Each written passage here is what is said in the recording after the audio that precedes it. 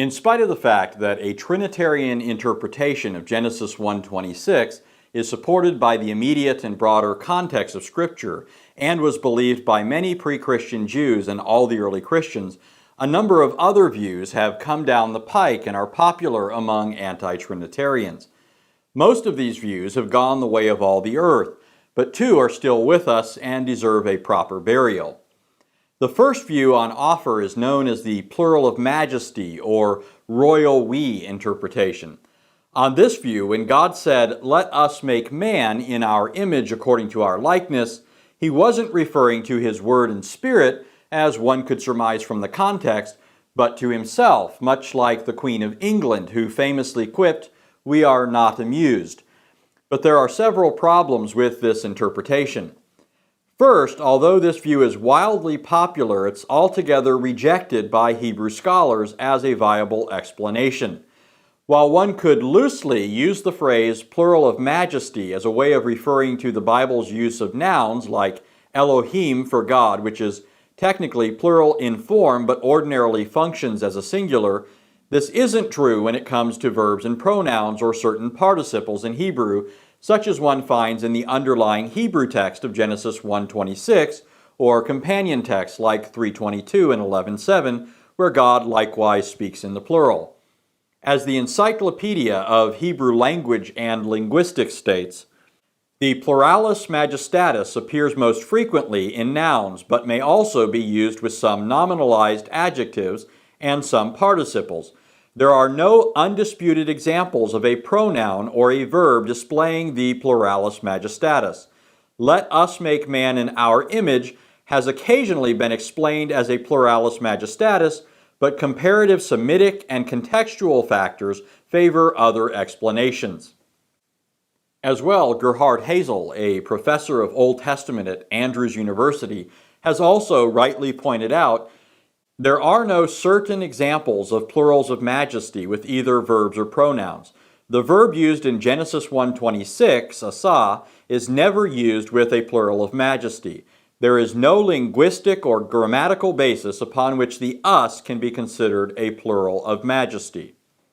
Likewise, Klaus Westermann, who was a professor at the University of Heidelberg, said, "The plural of majesty does not occur in Hebrew, so this older explanation has been completely abandoned today." Other standard reference works of Hebrew grammar and scholars of the Hebrew language could easily be quoted, such as H.F.W. Gesenius and Emil Rodiger. To a man, all reject the notion that the plural of majesty was a convention of speech or feature of the Hebrew language at the time Moses wrote the Torah. Second, even if, contrary to fact, the plural of majesty were a bona fide convention of speech in Hebrew, it still wouldn't fit the full range of occasions when God speaks this way. For example, Genesis 3:22 says, "Behold, the man has become like one of us." If this were a true plural of majesty, it would simply say, "like us," not "like one of us." This phrase is discordant with a plural of majesty and stubbornly requires that we view it as a reference to more than one person. Similarly, a plural of majesty interpretation does not do justice to the obviously intended contrast found in Genesis 11:7. When the Lord said in Genesis 11:7, "Come, let us go down and there confound their language," it was in response to the people gathered at Babel, who defiantly rebelled against God's command to fill the earth, who said to themselves in 11:4, "Come, let us build for ourselves a city, otherwise we will be scattered abroad over the face of the whole earth."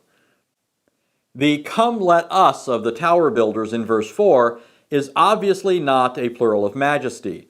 By the same token, when this is met with the Lord saying, "Come, let us" in verse 7, it's also not a plural of majesty. A final problem that deserves to be mentioned is one briefly stated by Taylor Lewis, a classical and biblical scholar. After mentioning several interpretations that people have come up with, Lewis first makes the same point as other scholars previously mentioned. Of all these views, the pluralis majestaticus has the least support. It is foreign to the usus loquendi of the earliest language. And then he goes on to make the following terse but significant comment, which exposes a problem that often goes undetected. He says, "And it is degrading instead of honoring to deity." Lewis doesn't spell out what he means here. However, it's not hard to see why this would be the case. If God is only one and not both one and many, that is, one in being but subsisting in a rich diversity of attributes and persons in perfect unity, as in the Trinity, then speaking of him in the plural, so as to make him appear majestic, is actually a way of tacitly saying that he isn't really all that majestic. The underlying assumption of the plural of majesty is that words which betoken fullness, plenitude, or plurality bespeak majesty. And if such verbal concepts do not really correspond to what is true about God, then God is not majestic. The plural of majesty, then, for all the aforementioned reasons, must be adjudged a royal failure. A second interpretation that enjoys widespread popularity among anti-Trinitarians is that God was speaking to the angels, seeking their help and counsel in the work of creation. If nothing else, this view doesn't try to write off the plurals of Genesis by means of a figure of speech, which is unattested in biblical Hebrew, and recognizes that the language demands a plurality of personal subjects. However, those subjects most certainly cannot be angels or any other creature. The whole thrust of Genesis 1 is that the world and man are the creation of God, not multiple gods or angels as in various creation myths of the ancient Near East. While angels, after their creation, were spectators and joyful celebrants of certain aspects of God's created work, as we're told in Job 38:7, Scripture always ascribes creation to God, never to extra-deical beings like angels, that is, beings outside of the Godhead. Whenever Scripture speaks of man's creation, God is always the subject or agent. For example, 3 times in Genesis 1:27, the verse immediately following 1:26, it says, God created man, he created him, he created them. Genesis 5:1 speaks of the day when God created man. 5:2, he created them, male and female, and he blessed them and named them man in the day when they were created. 6:6, he made man on the earth. 6:7, I will blot out man whom I have created. 9:6, he made man. Deuteronomy 4:32, you created man on the earth. Psalm 89:47, you have created all the sons of men. All such expressions simply and consistently state that God, never angels or other beings, made man. In addition to the fact that Scripture uniformly assigns creation to God, it also categorically states that God alone is creator. He alone has the power and prerogative to create, and no one else helped him in the work or served as his counselor, as we're told in places like Isaiah 40 and Job 38 through 41.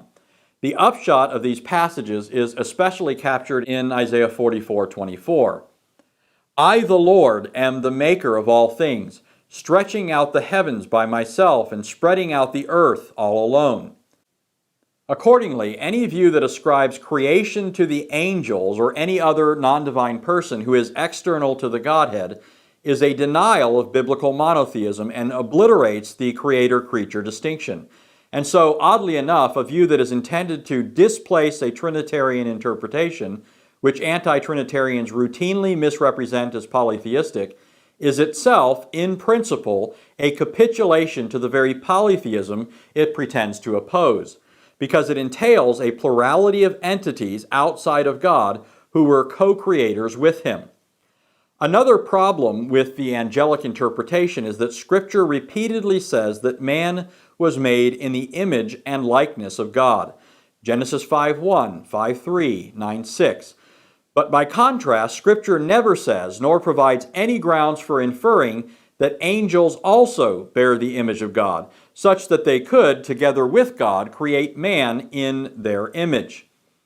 Indeed, while Scripture gives evidence that angels are rational and powerful creatures and that man has for a time been made lower than the angels, because man bears the image of God and as such is the apex of creation, he was destined to be exalted above the angels and crowned with glory and honor, as it says in Psalm 8. For these reasons, the angelic interpretation also must be rejected. There are other explanations people have come up with for the plurals in Genesis 1:26, 3:22, and 11:7, but none have been as persuasive, widespread, or long-lasting as these two. Nevertheless, as we've seen, for all of their persuasiveness and popularity among anti-Trinitarians, both of these views face insuperable problems, being either contrary to the rules of Hebrew grammar or the theological context of Scripture. By contrast to this, as previously shown, a Trinitarian interpretation of Genesis 1:26, as well as 3:22 and 11:7, is consistent with the grammar as well as the immediate and broader context of the Bible. And these passages aren't alone. In the next video, we'll see further evidence from Genesis that God is multi-personal.